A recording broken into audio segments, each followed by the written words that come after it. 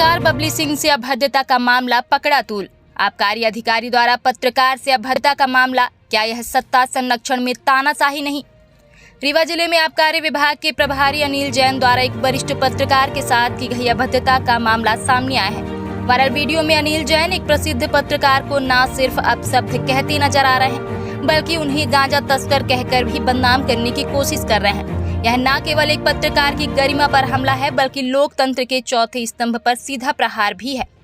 अनिल जैन पर पहले भी गंभीर आरोप लग चुके हैं, जिनमें बिना बैंक गारंटी के ठेके देना और भ्रष्टाचार से जुड़े प्रकरण शामिल हैं। हाल ही में ऐसे प्रकरणों में धारा 420, 467 और 468 के तहत केस दर्ज हुए हैं।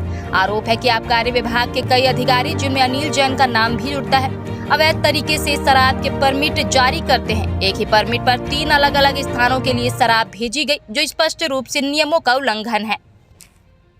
क्या मामला है और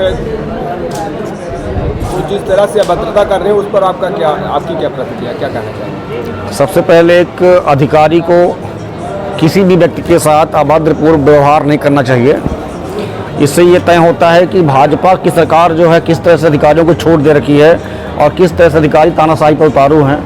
अभी आपने हाल ही में देखा होगा कि आबकारी अधिकारी जो है बिना बैंक गारंटी के लोगों को ठेका दे के रखे थे और उनके खिलाफ 420, 468 मुकदमा पंजीबद्ध हुआ है। तो आबकारी विभाग के अधिकारी तो भ्रष्ट हैं, उनकी घूसखोरी करते हैं। इनके ऊपर 420 का मुकदमा अनिल जैन के ऊपर भी हुआ है। अब अनिल जैन के ऊपर हुआ या नहीं हुआ, लेकिन आबकारी विभाग के अधिकारियों के खिलाफ मुकदमा दर्ज हुआ है।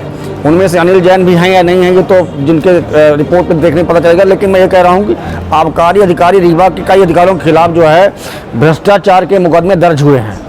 ये भ्रष्ट हैं। अगर पत्रकार इनसे सवाल नहीं पूछेगा तो कौन पूछेगा?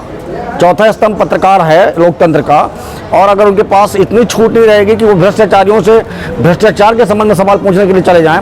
और हाल के जो आप की बात कर रहे हैं, टीपी परमिट जारी होता है मनगमा के लिए, झिरिया के लिए और आपका जय स्तंभ के लिए। एक परमिट एक ही जगह के लिए जारी होगा, लेकिन एक परमिट में 3 जगह की शराब अगर भेजी जा रही है तो वो परमिट या तो वैध नहीं है, या तो अवैध काम करने के लिए, ठेकेदारों को लाभ पहुंचाने के लिए अवैध काम कर रहे हैं शराब कंपनी, शराब के अधिकारी।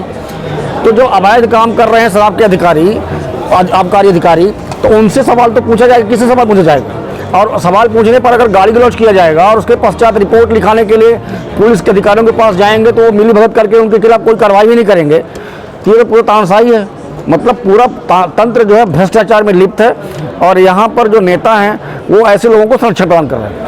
उसमें अधिकारी जो वीडियो वायरल हो रहा है उसमें पत्रकार को सीधा कह रहा है कि तुम गांजा तस्कर हो। वो पत्रकार अधिमान्य है। अधिमान्यता तब बनता है जब तक पुलिस का वेरिफिकेशन नहीं होता। या तो फिर पुलिस ने जो वेरिफिकेशन करके दिया, या तो गलत सूचना देकर के इनका अधिमान्यता का बना है, या वो सच में गांजा तस्कर है। देखिए गांजा तस्कर हैं या नहीं है ये तो पुलिस जांच करके उनको गिरफ्तार करती, मामला पंजीबद्ध करती। लेकिन इनसे मानसिकता तय हो गई ना कि जब आप गाली दे रहे हो पत्रकार को, अभद्र अश्लील गालियां दे रहे हो और आप कह रहे हो गांजा तस्कर हो, इसका मतलब ये है कि आने वाले समय में अगर कार्रवाई नहीं की गई इस अधिकारी के खिलाफ तो अधिकारी पुलिस से मिलकर के इनको गांजा तस्कर बना ही देगा, इनको शराब का तस्कर बना ही देगा, और इनके खिलाफ शराब और गांजे के मामले आने वाले समय में पंजीबद्ध होना तय है। आप कानून के जानकार हैं, आप आदमी के जिला अध्यक्ष भी हैं और एक पेशे से वकील हैं। जिस तरह से एक अधिकारी ने एक पत्रकार को गाली गलौज किया है, वो वीडियो आपने देखा है सोशल मीडिया के थ्रू, और हम लोगों ने भी आपको दिखाया है। इस पर अभी तक जिला का जो प्रशासन, कानून व्यवस्था के जो रखवाले हैं, जो वरिष्ठ अधिकारी, अभी तक किसी भी प्रकार की कोई उनके ऊपर प्रतिक्रिया, कोई FIR दर्ज नहीं की गई।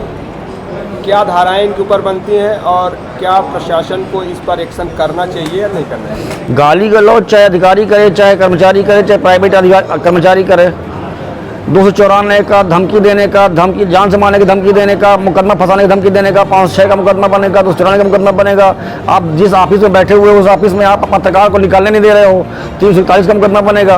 तो मुकदमे बनाने के लिए तो धाराएं बहुत सारी हैं, लेकिन मामला ये नहीं है कि मुकदमा क्या बनेगा। मामला ये है कि आज तक उस ऑफिसर के खिलाफ शासन प्रशासन ने, जानते हुए कि इस अधिकारी ने पत्रकार के साथ गाली गलौज किया है, उसके खिलाफ नौकरी में क्या किया, क्या सस्पेंशन किया, क्या उसकी विभागीय जांच की कार्रवाई की, क्या उसके आचरण की कार्रवाई के खिलाफ कोई सस्पेंशन कार्रवाई की। तो ये सब कोई कार्रवाई अगर नहीं हो रही हैं तो मात्र अपराध तो न्यायालय में दर्ज हो जाएगा। बबली भैया जो है पत्रकार है, वो न्यायालय में आके परिवार दाखिल करवा देंगे। अपराध दर्ज कराना महत्वपूर्ण नहीं है, महत्वपूर्ण ये है कि भाजपा के भ्रष्ट शासन में ये भ्रष्ट अधिकारी क्या ऐसा ही आचरण पत्रकारों के साथ भी करेंगे और पत्रकार चुप बैठेंगे? उन्होंने एक शब्द और बोला था कि तू अब तेरे बच्चे और परिवार के पीछे कोई पड़ गया ना तो तू क्या करेगा, ये इतना ध्यान रखना। तो जैसा आप कह रहे हैं ना कि गांजा में फंसाने की धमकी दे रहे थे, बोले थे गांजा का तस्कर है तो आने वाले समय में गांजा और शराब के मुकदमे में फंसाएंगे तो बच्चे जो छोटे छोटे बच्चे होंगे उनके स्कूल पढ़ते होंगे वो भी परेशान होंगे, उनके परिवार परेशान होगा।